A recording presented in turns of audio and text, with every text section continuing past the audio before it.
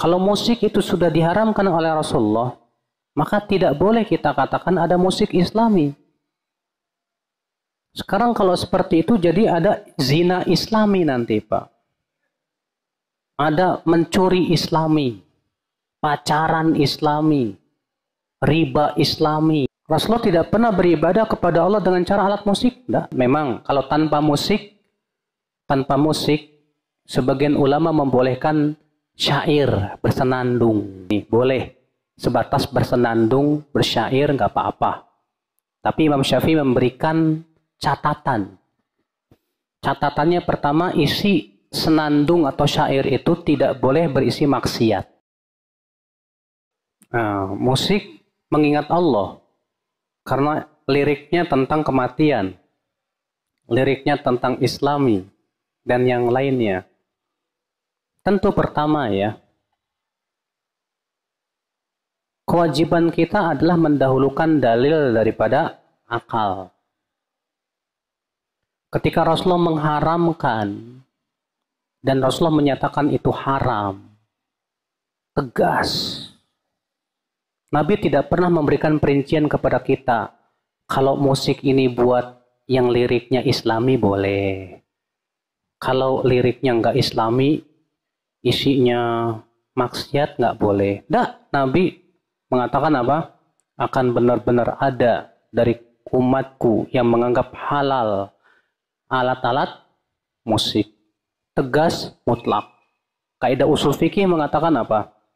Sesuatu dalil yang sifatnya mutlak tidak boleh dibawa kepada keadaan tertentu kecuali dengan dalil. Dan tidak ada dalil. Yang kedua, kalau musik itu sudah diharamkan oleh Rasulullah, maka tidak boleh kita katakan ada musik Islami. Sekarang kalau seperti itu jadi ada zina Islami nanti, Pak. Ada mencuri Islami, pacaran Islami, riba Islami. Tinggal tambahin aja Islami. Gimana itu? Ya. Jelas ini tidak dibenarkan ya akal Islam, azakumullah. Rasulullah tidak pernah beribadah kepada Allah dengan cara alat musik, enggak. Rasulullah tidak pernah beribadah dengan cara nyanyian-nyanyian ya, yang katanya isinya tentang kebaikan. Memang kalau tanpa musik sebagian ulama membolehkan syair, bersenandung. Itu yang paling ringan adalah Imam Syafi'i dalam hal ini. Boleh. Sebatas bersenandung, bersyair, nggak apa-apa. Tapi Imam Syafi'i memberikan catatan. Catatannya pertama, isi senandung atau syair itu tidak boleh berisi maksiat. Tapi isinya yang mengingatkan kita kepada akhirat dan yang lainnya, nggak apa-apa. Kalau tidak disertai dengan alat musik. Yang kedua, tidak boleh sering-sering. Karena Nabi bersabda, la an yumla batnu ahadikum qayhan wa sadidan, lebih baik perut seseorang dipenuhi oleh nanah dan darah daripada dipenuhi oleh nyanyian. Ya, hadisnya sahih. Nabi mengatakan lebih baik perut seseorang dipenuhi oleh nanah dan darah daripada dipenuhi oleh apa? Nyanyian. Maka kata Imam Syafi'i, ini syarat yang kedua yang harus terpenuhi. Tidak boleh sering-sering. Sekali-kali nggak masalah. Makanya para sahabat bersyair sekali-kali aja nggak masalah. Adapun jadikan kebiasaan, jangan. Nah, ternyata terkadang kita melihat pemuda itu kebalikan. Lebih senang bersyairnya daripada apa? Baca Qur'annya, daripada zikirnya. Ini melalaikan namanya, Pak. Tetap ini tidak diperbolehkan kalau sudah seperti itu. Ya. Baiklah, kalau kita membaca kitab para ulama tentang nyanyian, banyak banget yang keras terhadap nyanyian.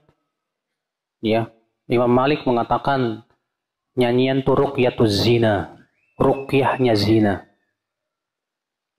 Mas'ud dan Ibnu Abbas ketika menafsirkan firman Allah, wa minan nas may yashtari lahwal hadits liyudilla an sabilillah. Di antara manusia ada yang membeli ucapan-ucapan yang tak berguna untuk menghalang-halangi manusia dari jalan Allah, kata Ibnu Abbas apa? Demi Allah, yang dimaksud ayat ini adalah nyanyian. Itu juga perkataan Ibnu Mas'ud. Sampai bersumpah 3 kali. Demi Allah, yang dimaksud ayat itu adalah nyanyian. Memang akhi, ya, kita yang dari kecil ngedengerin nyanyian, itu kayak gimana gitu ya. Ya, kayaknya kita dari kecil dah, gimana sih di angkot ada nyanyian, ada musik, di mana-mana ada musik. Kok kayaknya baru sekarang nih kita dengar-dengar nih. Jangan-jangan nih agama baru nih. Ya, masalahnya kita dari kecil udah dididik di atas kayak gituan, Pak. Kita anggap biasa. Waktu SD dulu ya, pelajaran olahraga senam jasmani, teng teng teng teng teng teng gitu. Pakai musik. Jadinya kita nganggap biasa. Ya. Sehingga pada waktu itu gara-gara kita terbiasa di atas sesuatu yang ternyata setelah tahu kita itu mungkar, kita merasa heran. Ibnu Mas'ud berkata begini, Kaifa bikum idza labisatkumul fitnah wa sarat sunnah. Ya. Bagaimana pendapat kalian apabila fitnah itu melanda kalian? Dan fitnah dianggap sunnah. Yarbu fiha shaghir, anak kecil tumbuh di atas fitnah. Wa yahramu fihal kabir, orang dewasa tua di atas fitnah. Sehingga mereka menganggap ini sunnah.